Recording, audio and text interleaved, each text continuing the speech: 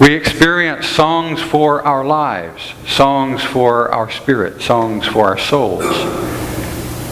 A few weeks ago, a colleague asked me if people at Trinity were telling me they wanted praise music and worship. And I said, only when I ask.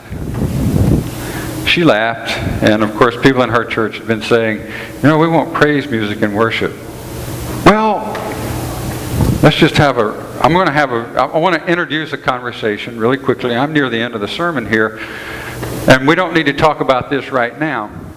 But I do want to open up a conversation, because as clergy and as worship leaders, sometimes it's difficult to understand what people mean when they talk about a particular type of song, a particular type of music.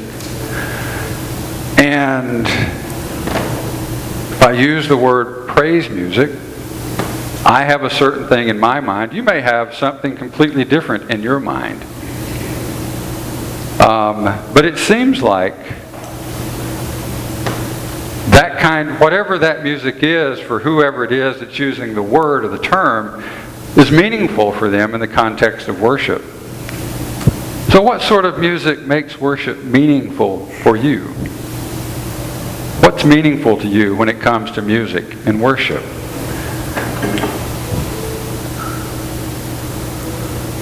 I like that song. We sang it once, but it was on an insert. I will come, Lord, if you need me. Okay, yeah. I will go, Lord, if you need me. You, the God of sea and sky, da-da-da. Yeah, that's a beautiful song. I think that's crazy. Yeah. The thing is, Kathy, the Spiritual Life Songs, the Spiritual Life Songs book. Yeah. Yeah. Gospel. Old hymns. I like some Kirk Franklin on Sunday, too. Kirk Franklin. I'm not familiar with that. It's good. More upbeat, contemporary. Upbeat, contemporary. Something that really makes you feel. All right. Instrumentation. What? Instrumentation. Instrumental music. Bach, Handel, Beethoven. What else? Anything that touches the emotion of the moment. Whatever can get us in touch with the emotion of the moment.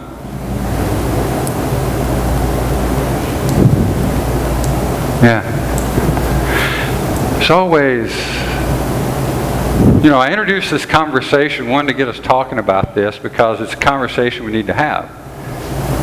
I also introduced this conversation to get us to understand that as we hear different people around the room saying these things, we recognize that we're a diverse bunch of people, particularly when it comes to our theology and when it comes to our music. And so while a particular hymn or part of worship may not be something you're getting a lot out of at any given point in worship, what you need to do at that point is to look around you, because someone else may be being touched by whatever's happening at that moment in worship. And that's important too. That draws us into the context really of this psalm, which is more about the whole. It draws us into the context of the whole congregation. And this psalm points us not just to the people of Israel, but beyond. What does it say? All the nations will come to you. All the peoples will praise you. And it draws them to open themselves up to joining with all, even all creation, because it talks about the mountains and it talks about the trees praising God. So it isn't just humans to consider. It's also an expansive introduction, or an expansive musical piece, we might say, to move us beyond just where we sit and where we are and what we imagine to be meaningful for us. That's important. But what's meaningful for the person sitting beside me is also important, because we join ourselves in relationship together in this congregation. So,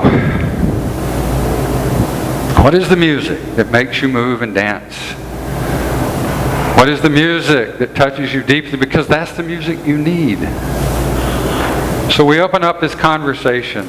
The psalmist says, literally, sing to the Lord what? New songs. A new song. Doesn't mean don't sing the old song, but it does say sing a new song. So let me shift just a little bit. What new song shall we sing? We do this occasionally. Pastor Mary and I try to make sure we get a new song introduced before we try to sing it.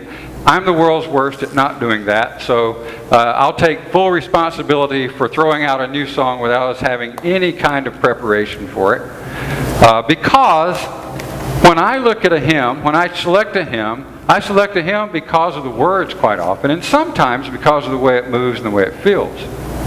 But the words are important too. The lyrics are also important. So let me just close things up by saying, we begin this conversation, and I'm interested to know what music is important to you in worship. I'd also like you to know what music is important to me in worship. What new song shall we sing? Even better, what new song does our community need to hear us singing? Because we aren't here just for ourselves either.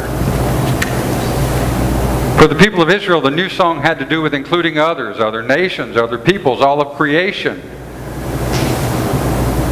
And the whole thing was based and balanced on justice for all the world. So maybe our songs need to move us to do that work as well. What does our new song need to be? I use that metaphorically and also literally.